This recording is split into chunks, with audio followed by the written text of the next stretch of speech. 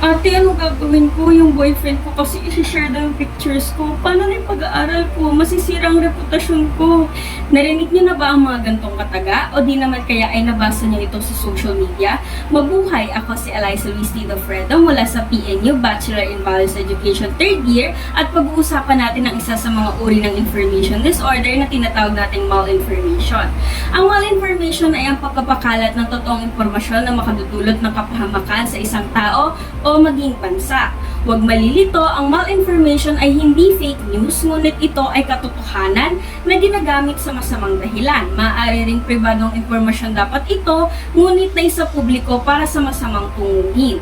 Upang mas maliwanagan kayo, bibigyan ko kayo ng ilang mga issue na sumisentro sa malinformation. Mayroong isang 14-year-old na teenager na dumulog sa isang sikat na programa dahil ang dating nobyo umano nito ay nagbabanta na ipakalat ng kanilang kinuhaang video habang nagtatalik kung hindi makikipagbalikan sa kanya ang dalaga. Ang issue na ito ay tinatawag na revenge porn at isa itong uri ng malinformation. Totoo ang biktima ang nasa video, ngunit ginagamit ang information na ito upang magbanta at mapahamak ang isang tao. Dahil nga ang pinakalayunin ng malinformation ay magdulot ng masama sa kapwa, ang malinformation mismo ay maaaring magbigay ng kapahamakan at ilan pa sa maaaring maging epekto nito sa mga biktima ay kahihiyan, pagkasira ng reputasyon, pagtatago sa publiko at iba't ibang mental health issues. Upang masolusyonan ito, dapat ay lagi tayong protektado sa ating mga impormasyon. Mag-ingat sa mga ibinabahagi sa iba at alamin kung sino ang mapagkakatiwalaan.